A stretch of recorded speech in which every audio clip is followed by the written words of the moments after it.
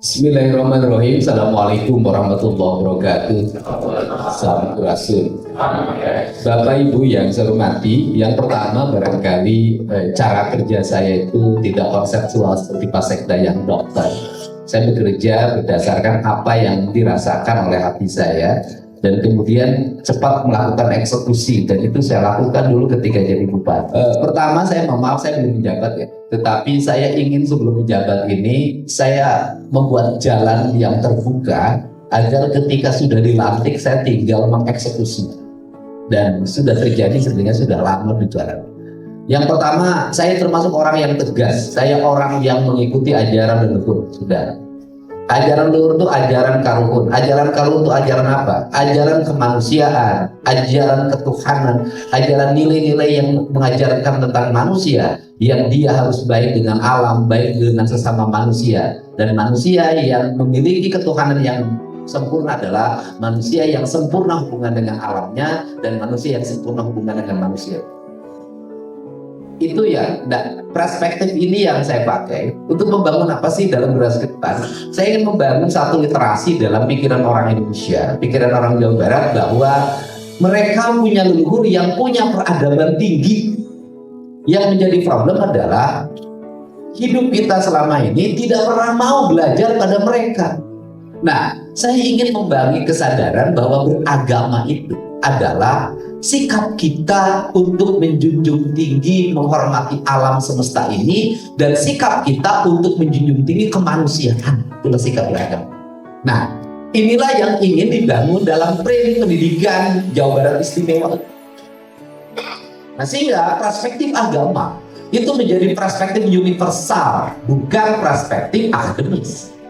Nah, karena perspektif itu, maka ke depan frame pendidikan Jawa Barat adalah anak-anak yang naik kelas adalah anak-anak yang punya budi pekerti. Walaupun dia pintar, walaupun dia hebat, tapi tidak punya budi pekerti, dia tidak punya hak untuk naik kelas. Kenapa? Pendidikannya gagal. Nah, karena itu yang menjadi perspektif, maka harus dimulai dari guru. Gurunya bagaimana? Ya mau tidak mau, kalau ingin Jawa Barat istimewa, gurunya harus istimewa. Maka pendidikan yang harus dilakukan oleh Dinas Pendidikan Provinsi Jawa Barat adalah menseleksi guru, membuat format guru yang baik untuk anak-anak kita. Dengan satu catatan penting ke depan, Pak, nanti bisa bikin edaran. Di ruang kelas, di dalam lingkungan sekolah, guru hanya boleh memposting TikTok dan sejenisnya yang berhubungan dengan pendidikan. Anak-anak belajar di kelasnya, di TikTok ini nggak ada masalah. Anak-anak berlari, bersepak bola, nggak ada masalah. Tapi jangan guru-guru di kelas-kelasnya itu bertiktok-tiktokan yang tidak ada kaitannya dengan pendidikan, mutu pendidikan, kecuali urusan dia di rumah, itu hak dia di rumah. Ini kita masih sibuk tiktokan di ruang, orang lain bikin lombok, orang lain bikin kerajinan, orang lain menyusun masa depan. Kita mempersiapkan diri menjadi generasi konsumeris yang suatu saat akan terbut. Saya ngomong nggak main-main, Pak. Hari ini tanah kita sudah terebut di pedesaan, sudah mulai bergeser di orang-orang kaya. Sebentar lagi teknologi kita sudah terebut. Kita ini konsumen loh hari ini, bukan produser. Nah, caranya kita harus saklek pendidikan hari ini, Pak. Nggak bisa lagi pendidikan kita dibiarkan seperti hari ini. Sehingga saya tuh prihatin, setiap hari saya selalu keliling ketemu anak-anak muda SMA, pulang sekolah nongkrong di saung, cara buang sampahnya nggak bisa, dia lemparin botol ke sawah, habis itu dia pulang membiarkan seluruh sawah itu rusak. Saya bilang, ini sekolah apa? Nah, ini harus dirubah. Nah, karena ini harus dirubah, maka kita harus punya pendekatan lokalitas. Sehingga ketika debat saya katakan pendidikan di Jawa Barat berbasis ekosistem. Makanya saya merumuskan kantor itu berdasarkan ekosistem wilayah. Orang kalau ngerti, apa sih di situ? Itu nanti melahirkan satu karakter kebudayaan.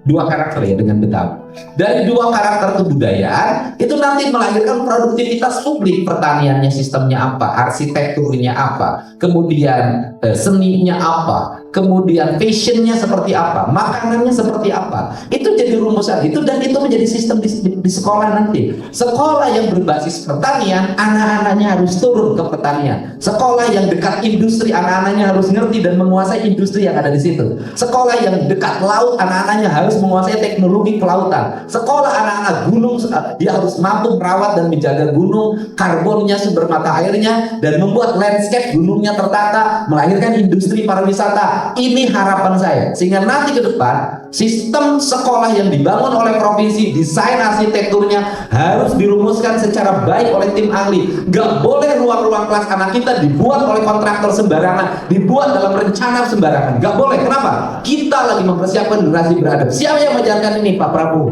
Bagaimana dia membangun SMA Nusantara, Taruna Nusantara.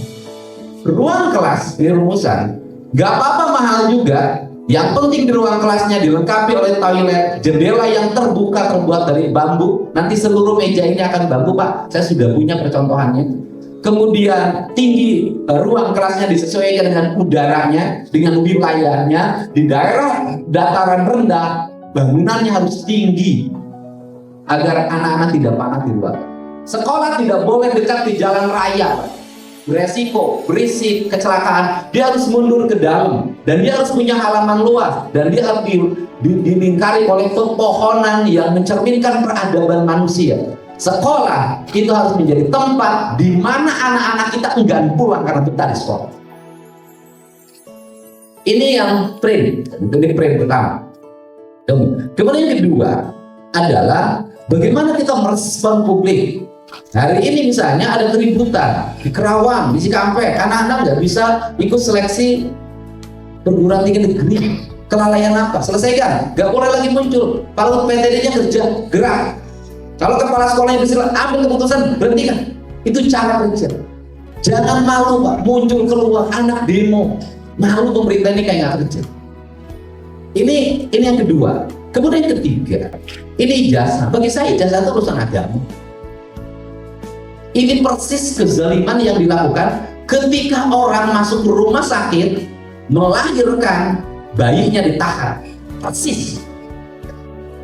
Dan kebijakannya yang akan saya ambil adalah saya, pemerintah Provinsi Jawa Barat, akan membayar seluruh tunggakan itu 100%. Tetapi dengan catatan seluruh bantuan BPMU akan kami hentikan, dan kami hanya akan memberikan bantuan beasiswa untuk seluruh rakyat Jawa Barat yang miskin yang sekolah di swasta, tetapi sekolah swastanya bukan sekolah swasta mahal. Artinya kan ada sekolah swasta yang uang masuknya 10 juta, bayarannya 500 juta, sekolah-sekolah favorit. Tetapi di sini juga ada pembelajaran pendidikan bagi orang tua, Pak. Saya bukan hanya guru yang disalahkan, orang itu aja saya kritik. Banyak anak-anak yang orang tuanya dimasukin di sekolah favorit nggak bisa bayar juga. Orang tua kenapa? Pendidikan anak yang utama. Lebih baik menjual anting, menjual giwang, menjual baju di rumah untuk nebus ijazah ini buat orang tuanya. Kenapa? Itu ibadah Anda pada anak Anda. Kehormatan itu adalah ketika anak-anaknya bisa bayaran sekolah, itu kehormatan. Ibu saya itu puasa-puasa. Nah, hari ini banyak orang yang terlalu bergantung pada negara, kemudian HP anyar, motor anyar, skincare kabeli, ada ijazahmu nebus. Ini juga kritik buat orang tuanya. Ini kan harus dibenerin. Ibadah dong untuk pendidikan anak. Tidak mampu, kenapa? Nggak ada kalimat tidak mampu. Setiap orang yang berusaha itu pasti berhasil. Ini kan harus segera diperbaiki. Jadi negara ini kalau mau bener ya diperbaiki mental dua-duanya. Birokrat diperbaiki, rakyatnya juga perbaiki. Kenapa? Birokratnya baik, rakyatnya nggak beres juga, Pak. Saya juga ngalamin kok. Inilah hari ini rakyat kita. Jangankan memungut sampah yang sampah orang. Jadi di mana yang bersih, runtah kudu dibikin ke tempat baru. Ini juga karakter rakyat kita, Pak. Harus dibenerin. Kalau bahasa saya, kalau pemimpinnya mau, rakyatnya kudu mau. Pemimpinnya embe, rakyatnya mau, beak tak mau beakan pun ya. Pemimpinnya mau, rakyat embe, beak, dua-duanya kudu mau. Jadi mau untuk menang hidup global.